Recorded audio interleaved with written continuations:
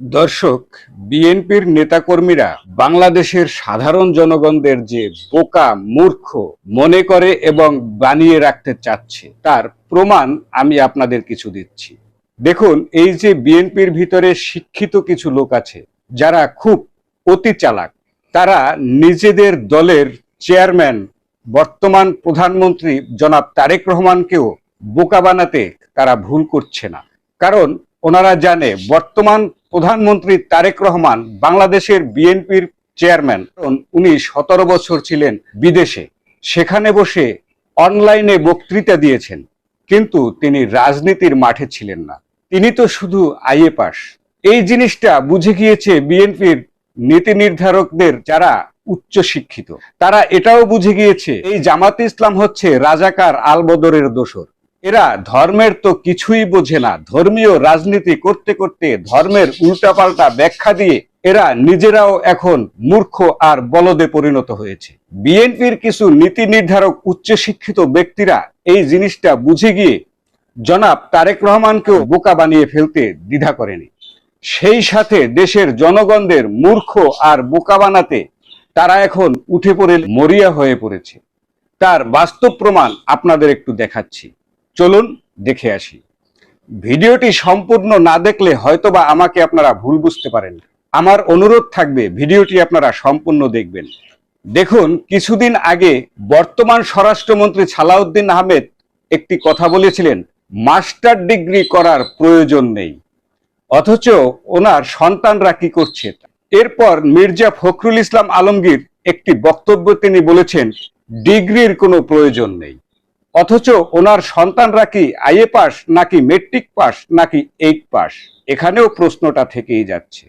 বাংলাদেশের প্রধানমন্ত্রী তারেক রহমান যখন আইএ পাস, তখন আইএ পাসের উপরে কেউ শিক্ষিত না হওয়াই ভালো, এটাই কি বুঝাতে চেয়েছেন?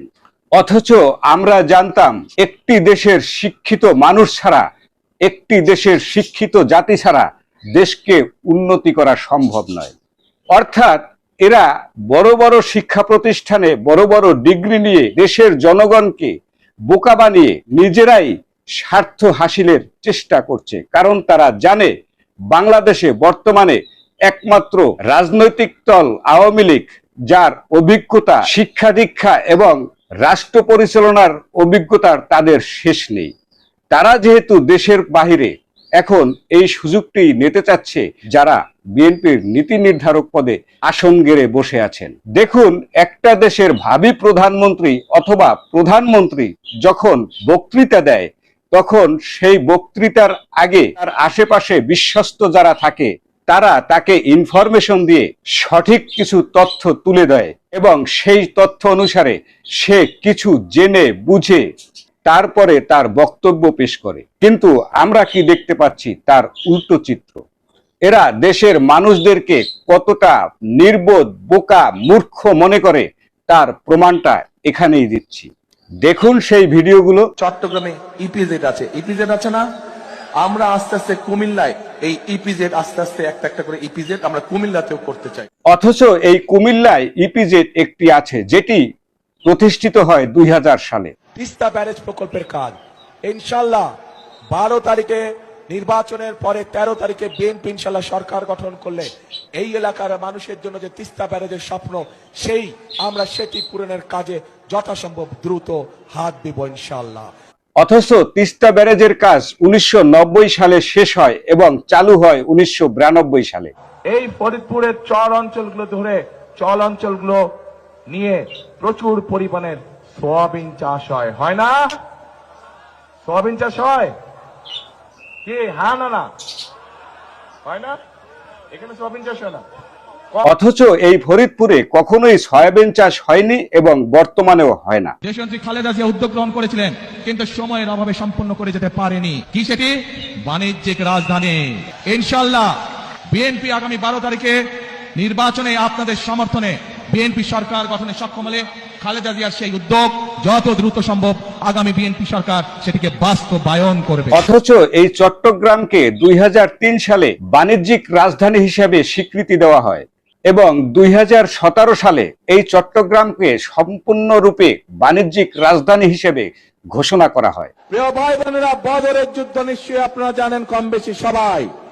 সেই বদরের যুদ্ধে হযরত আয়েশা তার নেতৃত্বে পরিচালিত হয়েছিল, তার নেতৃত্বে যুদ্ধের সকল সরঞ্জামাদি সরবরাহ করা হয়েছিল, তার নেতৃত্বে যুদ্ধে যারা আহত হয়েছিল সেই মানুষগুলোকে নার্সিং দেওয়া হয়েছিল, ট্রিটমেন্ট দেওয়া হয়েছিল। অথচ বদরের যুদ্ধ 2রা হিজরি 17ই রমজান 13ই মার্চ 624 খ্রিস্টাব্দে অনুষ্ঠিত হয়েছিল।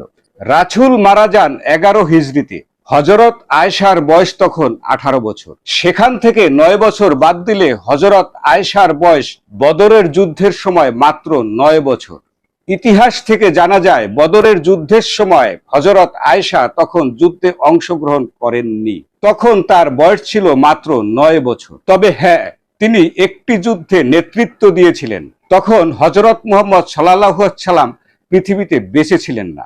665 খ্রিস্টাব্দে নভেম্বর মাসের 36 হিজরি ইরাকের বসরার বাইরে অনুষ্ঠিত হয়েছিল জঙ্গ জামাল বা উষ্ঠের যুদ্ধ। সেই যুদ্ধে তিনি সরাসরি অংশগ্রহণ করেছিলেন।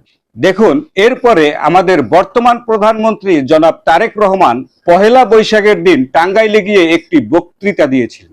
সেই বক্তৃতায় উনি বলেছেন, এই মৌলানা ভাসানীর প্রতীক ছিল কিন্তু ধানের শীষ।